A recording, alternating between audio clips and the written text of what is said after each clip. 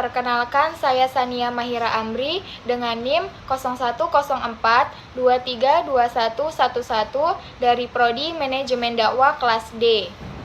Saya akan menjelaskan tentang terminologi hadis. Yang pertama, hadis. Kata hadis secara etimologi merupakan isim masdar dari kata kerja hadasa yahdusu hadisan yang berarti komunikasi, cerita, percakapan baik dalam konteks agama maupun duniawi atau dalam konteks sejarah atau peristiwa dan kejadian aktual. Menurut MM Azhari, penggunaan kata hadis dari sudut kebahasaan dalam Al-Quran diantaranya A. Komunikasi religius, pesan atau Al-Quran sebagaimana dalam surat Az-Zumar ayat 23. B. Cerita duniawi atau kejadian alam pada umumnya seperti dalam surat Al-An'am ayat 68. C. Cerita sejarah sebagaimana dalam surat Toha ayat 9. Dan rahasia atau percakapan yang masih hangat sebagaimana dalam surat At-Tahrim ayat 3. Yang kedua, sunnah. Sunnah secara etimologi berarti jalan lurus dan berkesinambungan yang baik maupun yang buruk. Para ulama memberikan pengertian sunnah secara bahasa sebagai jalan dan kebiasaan yang baik atau yang jelek. Sedangkan menurut istilah terminologi yang digunakan muhaddisin, sunnah adalah segala sesuatu yang dikaitkan dengan Nabi SAW, baik berbentuk perkataan, perbuatan, takdir, bentuk fisik moral maupun perjalanan hidup, baik dilakukan sebelum diangkat menjadi nabi atau seperti bertahabus di Gua Hiro maupun sudah menjadi rasul.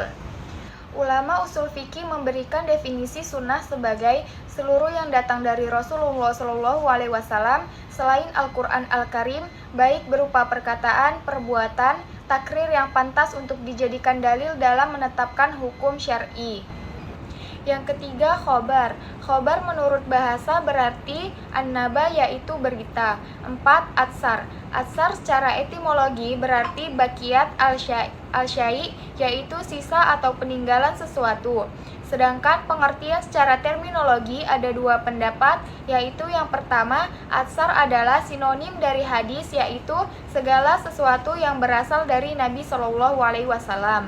Dan yang kedua, atsar berbeda dengan hadis. Kedudukan dan fungsi hadis dari segi keberadaannya sebagai wahyu dan sumber syariah yang wajib diamalkan isinya, ia berada berdampingan dengan Al-Quran karena ia berfungsi menjelaskan. Dalil-dalil tentang kehujjahan hadis. Yang pertama, Al-Quran Al-Karim.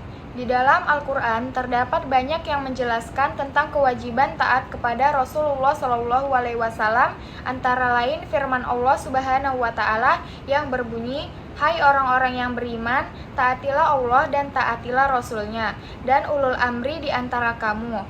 Kemudian, jika kamu berlainan pendapat tentang sesuatu, maka kembalikanlah ia kepada Allah dan Rasul. Jika kamu benar-benar beriman kepada Allah dan hari kemudian, yang demikian itu baik akibatnya." Surat An-Nisa ayat 59. Dan yang kedua, hadis-hadis Nabi SAW. Hadis yang menjelaskan tentang kehujjahan sunnah atau hadis diriwayatkan oleh Al-Miqdam bil Ma'di Kariba dari Rasulullah SAW bahwa beliau bersabda, "Ingatlah sesungguhnya aku diberi Al-Quran dan semisalnya bersamanya." Dan diriwayatkan dari Al-Ibrash bin Syariyah radhiyallahu anha dari Rasulullah SAW bahwa beliau bersabda, "Tetaplah kalian pada sunnahku dan sunnah khulafa ur-rasyidin yang telah mendapat petunjuk, berpegang teguhlah pada keduanya dan gigitlah dengan gigi gerahammu." Yang ketiga, ijma. Umat Islam telah mengambil kesepakatan bersama untuk mengamalkan sunnah. Bahkan, hal itu mereka anggap sejalan dengan memenuhi panggilan Allah Subhanahu wa Ta'ala dan Rasul-Nya yang terpercaya.